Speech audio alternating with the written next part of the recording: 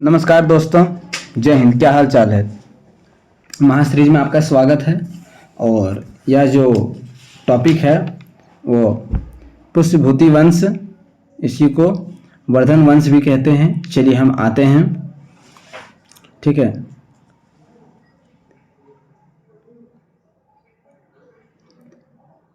देखिए, इस वंश के बाद क्या हुआ ना, इसके पहले हम गुप्त वंश बताए थे। तो गुप्तों के पतन जैसे हुआ तो पुनः भारत की अखंडता समाप्त हो गई और छोटी छोटी शक्तियों में टूटने लगा, जिसमें सर्वाधिक शक्तिशाली पुष्यभूति वंश हुआ, ठीक है ना। यूनाइटी खत्म होने लगा, है ना। उसमें इस वंश का संस्थापक पुष्यभूति था, इसलिए इसको पुष्यभूति वंश भी कहते हैं। इसकी राजधानी थानेश्वर थी। थानेश्वर थानेश्वर थानेश्वर थानेश्वर कहाँ था मेरे दोस्त? कुरुक्षेत्र के समीप है, ठीक है। चलिए हम आगे देखते हैं और कुछ इसका एमसीक्यू, ठीक है। चलिए, पहला ही जो क्वेश्चन है कि गुप्त वंश के पतन के बाद भारत में किस वंश का उदय हुआ? तो पुष्यभूति वंश का। आगे वर्धन, तो पुष्यभूति वंश का संस्थापक कौन था? तो पुष्यभूति, ठीक है। 3, हर्षवर्धन अपनी धार्मिक सभा कहाँ किया करता था? तो हर्षवर्धन अपनी धार्मिक सभा कहाँ किया करता था?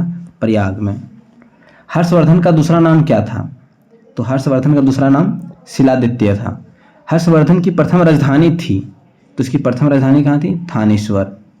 हर्षवर्धन ने थानेश्वर के बाद अपनी राजधानी कहाँ स्थापित की थी? तो कहाँ स्थापित थी? कन्नौज। हर्षवर्धन के दरबार का प्रसिद्ध कवि कौन था? तो चलिए, इसका हर्षवर्धन के दरबार का प्रसिद्ध कवि कौन थे? तो इनका कवि थे बाण भट्ट। हर्षवर्धन के दरबार में पहुंचने वाला प्रसिद्ध चीनी यात्री कौन था?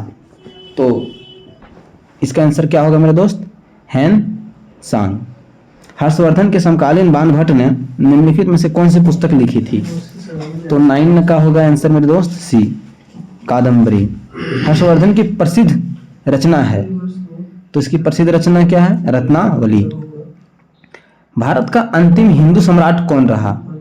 तो भारत का अंतिम हिंदू सम्राट हर्षवर्धन था। हर्षवर्धन को किसने पराजित किया था? तो हर्षवर्धन को किसने पराजित किया था? पुलकेशी द्वितीय ने। पुलकेशी द्वितीय ने। हर्षवर्धन के काल में राजसी आय का कितना प्रतिशत लोक सेवाओं पर खर्च किया जाता था? तो कितना? 25। जैनपुर राज्य का अंतिम शासक कौन था? तो इसका आंसर होगा हुसैन शाह। राज्यारोहण के बाद हर्षवर्धन ने कौन सी उपाधि धारण की थी? तो 15 का बी। निम्नलिखित में से किस शासक के शासन के दौरान नालंदा विश्वविद्यालय समृद्ध हुआ था? तो मेरे दोस्त इसका आंसर क्या होगा? डी, हर्ष। नालंदा विश्वविद्यालय कहाँ है? तो कहाँ है मेरे दोस्त? बिहार में। निम्नलिखित में से कौन विदेशी यात्री 7वीं शताब्दी ईस्वी में भारत आया था? तो 7वीं शताब्दी ईस्वी में भारत आया था, तो 18 का होगा इतिसंग। देखिए आगे, हैंग सांग की भारत में यात्रा के समय सूती कपड़ों के उत्पादन का सबसे प्रसिद्ध नगर था, तो कहाँ था मेरे दोस्त? बी, मथुरा।